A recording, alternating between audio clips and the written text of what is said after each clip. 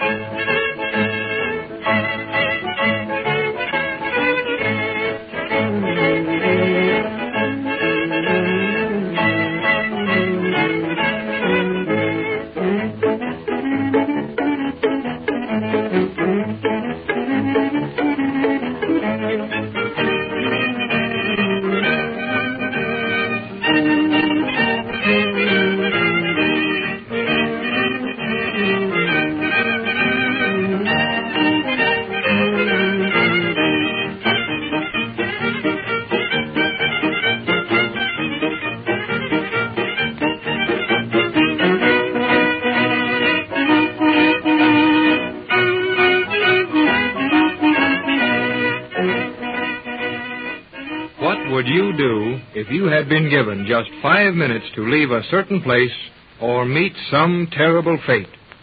That is just what has happened to Cy and Elmer. The two old correspondence school detectives have found themselves plunged into a deep mystery in the Pumpkinville Bank. And while trying to figure it out in the president's office, the telephone rings. A voice threatens the lives of the hayseed, gumshoe experts if they do not leave the property and the case at once. Elmer has just dropped the phone and is turning to Cy as we look into the bank president's office. Cy, did you hear what that fellow said? How could I hear it, Elmer? You had the telephone, didn't you? Yes, but I told you. You never told me nothing. Nothing except that somebody on the other end of that line was going to do something awful to us if we didn't get out of the bank and leave this case. Well, sakes alive, ain't that enough? Yeah. How much you got to be told anyhow? Who was it talking? Well, of course, I was just a little mite nervous, but I could swear it sounded like that city slicker who locked us up in their safety deposit vault. Oh, how could it have been him? The train whistle was just a-blowing when he locked us in that vault. And then he run for his train. Yes, don't mean nothing. How do you know he took the train at all? Yeah, but after he robbed the bank, Elmer, he'd get out of town with me. Well, for goodness sake, Cy, how do you know he robbed the bank? Well, I don't know. Maybe he called us up by long distance from some other town. Then how did he know we would be in the president's office to answer the phone? Say, what are you asking me all of these questions for? Body'd think I robbed the darn bank. Well, Cy, I ain't accusing you yet. Huh? But the book says to leave no stone unturned. Well, I ain't no stone, and I don't need no turning. Hey, Elmer. What? There's a funny little noise a-coming out of that telephone right where you dropped it. See what this? I've seen all I want here, that phone. Suppose you try it. Well, all right.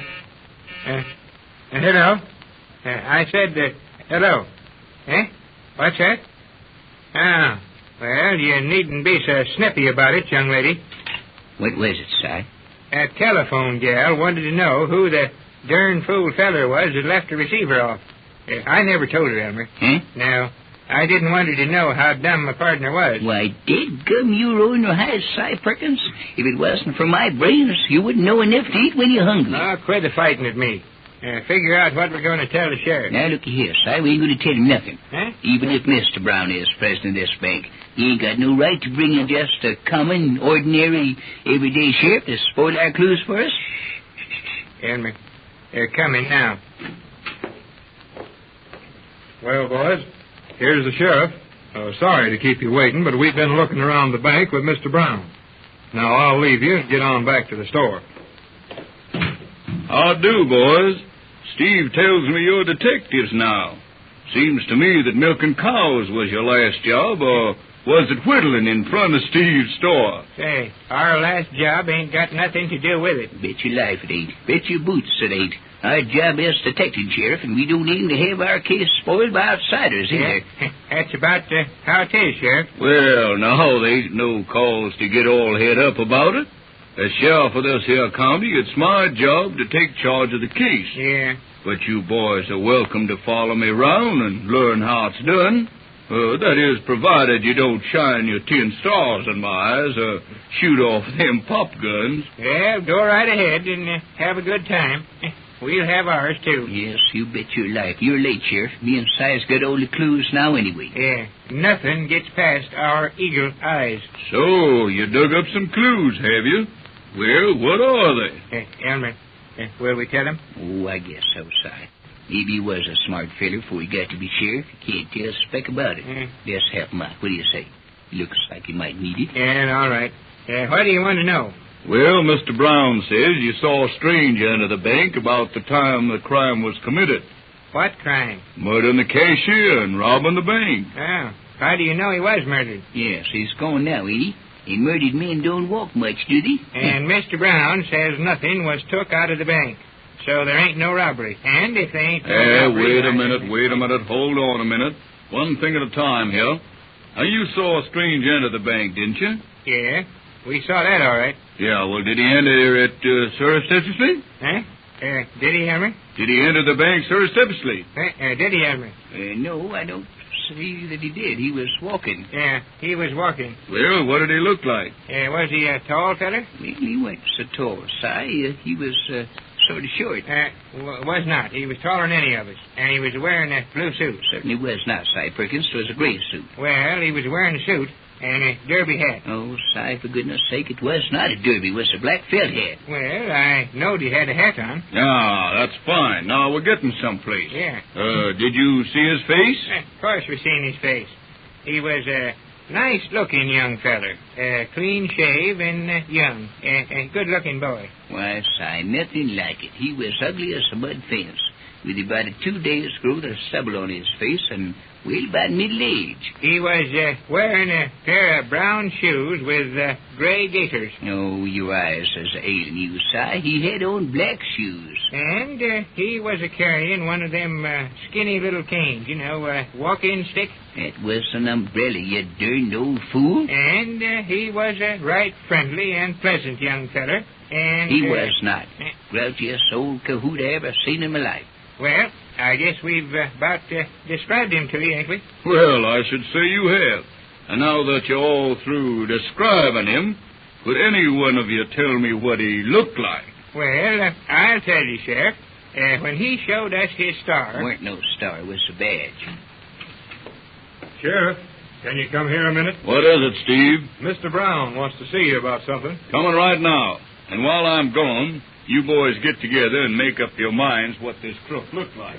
What do you think of the sheriff by now, Elmer?